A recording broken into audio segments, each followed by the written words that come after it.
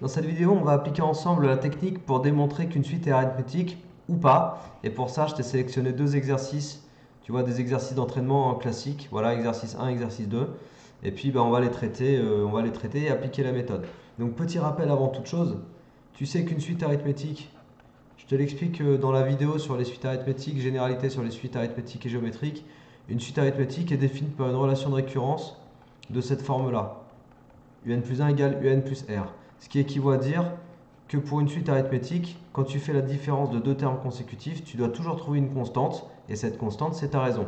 Donc quand on va vouloir démontrer qu'une suite est arithmétique, on va partir de un plus 1 moins un, on va développer notre expression, tu vois, on va transformer les écritures, et à la fin, on va vérifier si oui, on obtient r, ou sinon, on n'obtient pas une constante. Enfin, on va vérifier plutôt si on obtient une constante, tu vois, constante, ou si on obtient quelque chose qui dépend de n. Donc si on est dans le cas de figure où c'est une constante, on dira que cette constante c'est r, et on conclura que la suite un est une suite arithmétique. Et puis si on obtient quelque chose qui dépend de n, on dira que un n'est pas une suite arithmétique. Ok? Bon voilà, le plus simple c'est d'aller l'appliquer, et puis tu vas comprendre dans l'application un peu à quoi ça correspond. Donc, sur cet exercice, première suite, c'est la suite un égale 2n plus 3. Donc un plus 1, c'est 2 fois n plus 1 plus 3, donc c'est-à-dire 2n plus 2 plus 3, c'est-à-dire 2n plus 5. Et puis après, tu fais un plus 1 moins un, donc ça te fait 2n plus 5 moins, parenthèse, 2n plus 3, attention à bien mettre tes parenthèses, donc ça te fait 2n plus 5 moins 2n moins 3, donc tu simplifies par 2n, il te reste 5 moins 3, qui donne 2. Donc est-ce que tu trouves une constante ou est-ce que tu trouves quelque chose qui dépend de n? Tu trouves bien une constante. Donc de cette constante, tu vois, dans ma situation précédente, tu es ici, quoi. Tu as trouvé 2, donc tu as trouvé quelque chose de constant. Donc tu conclus que un est une suite arithmétique, et sa raison, c'est la constante que tu as trouvée. Donc regarde, on va le marquer comme ça, un, suite arithmétique de raison r égale 2. On fait le deuxième, donc 3n plus 1 sur 2. Alors un égale 3n plus 1 sur 2. Un plus 1, ça te fait 3 facteurs de n plus 1 plus 1, le tout sur 2. Ça te fait 3n plus 3 plus 1 sur 2. Ça te fait, je vais écrire là, 3n plus 4 sur 2. Ok? Donc ça c'est un plus 1. Alors maintenant du coup je vais faire un plus 1 moins un. Tu vois, on soustrait les deux termes consécutifs qui dépendent de n tous les deux. Donc ça te fait 3n plus 4 sur 2 moins 3n plus 1 sur 2. Tu regroupes tout le monde sur le même trait de fraction parce que tout le monde est sur 2 déjà. Attention, le moins il porte sur tout le numérateur de la deuxième fraction, mais bien des parenthèses. Tu distribues, tu développes. Tu simplifies. Donc là, regarde, 3n moins 3n, ça fait 0. 4 moins 1, ça fait 3. Donc il te reste 3 demi. Est-ce que tu trouves bien une constante? Réponse oui. 3 demi. Donc la suite est bien arithmétique de raison r égale 3 demi. Ok? Tu saisis le truc un petit peu? Donc on va continuer avec le troisième exemple, c'est n carré moins n. Donc un égale n carré moins n. Alors un plus 1, ça te fait quoi? Ça te fait n plus 1 au carré moins parenthèse n plus 1. Alors ça nous donne n carré, alors attention, identité remarquable, plus 2n plus 1 moins n moins 1. Ce qui fait n carré plus n et 1 moins 1, ça fait 0. Alors maintenant, si je fais un plus 1 moins un, je vais obtenir n carré plus n moins, parenthèse, n carré moins n. C'est-à-dire n carré plus n moins n carré plus n. Tu simplifies, il te reste 2n. Il te reste 2n. Alors, tu obtiens une constante ou tu obtiens quelque chose qui dépend de n par rapport à ma situation du départ? Tu vois, on a fait un plus 1 moins un, on a développé, réduit, etc. Est-ce que tu obtiens une constante ou est-ce que tu obtiens quelque chose qui dépend de n? Tu obtiens quelque chose qui dépend de n, tu vois. Donc un n'est pas une suite arithmétique. tout simplement. Donc pas suite arithmétique. Ok? Allez, le dernier exemple. Alors là, c'est une suite définie par une relation de récurrence, mais là, ça va être super rapide. U0 égale 2, UN plus 1 égale 2 plus UN. Donc la suite UN est définie par son premier terme U0 qui vaut 2 et UN plus 1 qui vaut 2 plus UN. Bon, bah là, on reconnaît directement. Ça, là, je vais l'écrire en rouge. C'est une relation de récurrence. C'est une relation de récurrence de suite arithmétique. Parce qu'une suite arithmétique est vraiment définie par une relation de récurrence de cette forme-là. Donc là, on peut conclure directement que UN est une suite arithmétique de raison R égale 2, le nombre que tu vois ici. Ok? Oups. Voilà. Allez, du coup, on passe sur l'exercice 2. Alors, l'exercice 2, c'est un problème un petit peu plus conséquent, tu vois. On va pas le faire en entier parce que j'ai pas envie d'aller me taper tous les calculs de termes, là, ça va être beaucoup trop long. Donc, tu as une suite qui est définie par une relation de récurrence que je vais réécrire ici.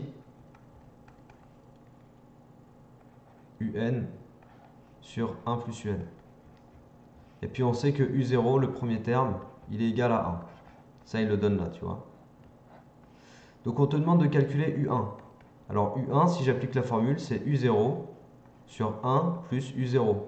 C'est-à-dire 1 sur 1 plus 1. Donc là, tu vois, j'utilise, à la place de U0, j'utilise la valeur qu'on m'a donnée dans l'énoncé. Voilà, donc tu obtiens 1 demi, ça c'est ta valeur pour U1. Après, si tu veux calculer U2, bah, tu vas faire que U2 c'est égal à U1 sur 1 plus U1, tu vois. C'est-à-dire 1 demi. Donc là, tu réutilises la valeur calculée précédemment pour U1, tu vois. 1 demi sur 1 plus 1 demi. C'est-à-dire 1 demi sur 3 demi. C'est-à-dire 1 demi fois 2 tiers, donc 1 tiers. Ok? On calcule un autre, U3, et puis après on ne fera pas les autres. U3 c'est donc U2 sur 1 plus U2, donc 1 tiers sur 1 plus 1 tiers. Donc 1 tiers sur 4 tiers, c'est-à-dire 1 tiers fois 3 quarts, c'est-à-dire 1 quart. Tiens, t'as vu, c'est marrant, hein? 1 demi, 1 tiers, 1 quart. Il y aura un petit truc avec ça qu'on ne serait pas surpris. Alors, on me dit qu'on pose Vn égale 1 sur Un. Et on veut calculer V0, V1, V2, V3, etc. Donc Vn égale 1 sur Un. Alors attends, comment on va faire ça? Voilà, on va calculer ça ici. Tu vois, je vais calculer ça. Vn égale 1 sur Un. Du coup, V0, c'est 1 sur U0. Et tu te souviens, U0, c'est égal à 1. Donc ça te fait 1 sur 1, ça te fait 1. V1, c'est 1 sur U1. Du coup, ça te fait 1 sur, et U1, tu avais trouvé 1 demi. Donc ça te fait 2. Ensuite, V3, non, V2, pardon. C'est 1 sur U2. Donc ça fait 1 sur 1 tiers. Ça fait 3. On fait V3 aussi. 1 sur U3, on va trouver 4, évidemment. Tu vois, on commence à voir le truc arriver. Voilà.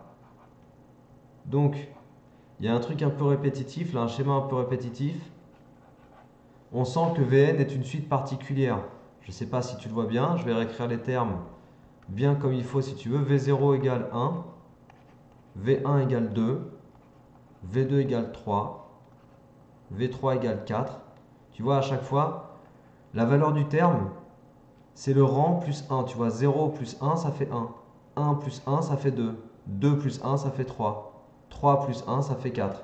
Donc c'est comme si en fait on avait Vn qui était égal à n plus 1 en gros. Mais ça, on va le démontrer. Donc pour l'instant, on le garde entre parenthèses. C'est ça qu'on va démontrer. Parce que question suivante, prouver que la suite Vn est arithmétique. Et à la fin, on demande Un en fonction de n, d'accord? Donc on va prouver que Vn est une suite arithmétique. Alors pour faire ça, pour faire ça, on va démontrer que Vn plus 1, enfin plutôt, non, j'ai pas besoin de le mettre en bas ça. On va démontrer que Vn plus 1 moins Vn est égal à une constante. Alors Vn plus 1 moins Vn, ça fait quoi? Ça fait 1 sur n plus 1 sur un plus 1, pardon, moins et Vn 1 sur un. Ok, donc voilà, là j'ai juste été exprimé Vn plus 1, c'est 1 sur un plus 1, et Vn c'est 1 sur un. Après, je vais utiliser l'expression de un plus 1. Je ne sais pas si tu te souviens, mais un plus 1, c'était ça là. Note-le bien dans ta tête, c'est un sur 1 plus un. Donc, un sur 1 plus un.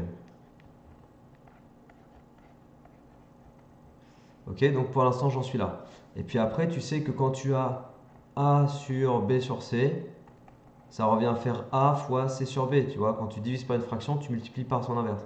Donc là, ça va me faire 1 fois 1 plus un sur un, moins 1 sur un. Donc au final, tu as 1 plus un sur un, moins 1 sur un. Donc tout le monde est déjà au même dénominateur, c'est cool. Du coup, tu fais un trait de fraction. Et au numérateur, tu as 1 plus un, moins 1. Ah oui, je t'ai pas dit, mais le fois 1, là, je l'ai dégagé. Hein. Quand tu multiplies par 1, ça revient à rien faire. Donc 1 moins 1, tu simplifies, il te reste un sur un. Et un sur un, comme tu le sais, un nombre divisé par lui-même, c'est égal à 1. Donc, on était en train de calculer Vn plus 1 moins Vn. Et on a trouvé une constante. Donc, on conclut que Vn est une suite arithmétique de raison R égale cette constante. Donc, R égale 1. Et le premier terme, on l'avait calculé aussi. Je ne sais pas si tu te souviens, mais le premier terme, je l'ai calculé... Je crois que je l'ai calculé là, le premier terme. V0, tu vois, il était égal à 1. Donc le premier terme, il vaut 1. Et de premier terme, V0 égale 1. Du coup, si tu as vu ma vidéo sur les suites arithmétiques et géométriques, tu sais que du coup, je peux dire que Vn, c'est V0 plus n fois R, c'est-à-dire 1 plus n fois 1, c'est-à-dire 1 plus n. Donc ça correspond effectivement à, tu sais, ce qu'on avait déjà trouvé là, anticipé avec nos valeurs tout à l'heure. Je l'avais anticipé ici, là. T'as vu? On vient de le retrouver là. Et ensuite, dernière chose, or, on sait que Vn, c'est égal à 1 sur un. Bon, bah ça, si tu inverses ou renverses ta formule, ça équivaut à dire que un, c'est 1 sur Vn. Du coup, un, ça te fait 1 sur n plus 1. Et voilà. Tu as la forme explicite de un, et ça correspondait effectivement à ce qu'on te demandait dans la question 3, ici. Donc prouver que Vn est arithmétique, on l'a fait. Exprimer alors un en fonction de n, c'est exactement ce qu'on a fait ici. Un est exprimé en fonction de n. D'accord? Donc voilà, ça te donne un peu la perspective d'un exercice où on va te demander éventuellement d'aller démontrer qu'une suite est arithmétique et de travailler avec ce qu'on appelle une suite auxiliaire, puisque dans cet exercice, en fait, finalement, c'est la suite Vn qui m'a permis de faire l'étude de la suite un. Tu vois, la suite Vn, c'est ce qu'on appelle une suite auxiliaire qui permet de faire l'étude de la suite principale qui était ici la suite un. Voilà, donc j'espère que ça t'a plu, que tu as pu comprendre mieux comment on va démontrer qu'une suite est arithmétique dans un exercice. C'est exactement cette technique-là qu'il faut que tu utilises. Donc n'hésite pas à refaire ces deux exos que je t'ai présentés parce qu'ils sont vraiment très représentatifs de la technique qu'on attend de toi. Ok? Voilà, donc entraîne-toi bien, progresse bien. Motive-toi bien, abonne-toi à ma chaîne si tu n'es pas abonné, comme ça tu as toutes mes vidéos au fur et à mesure. Diffuse mon travail, partage mes vidéos, n'hésite surtout pas. Et je te dis à très bientôt. Allez, ciao!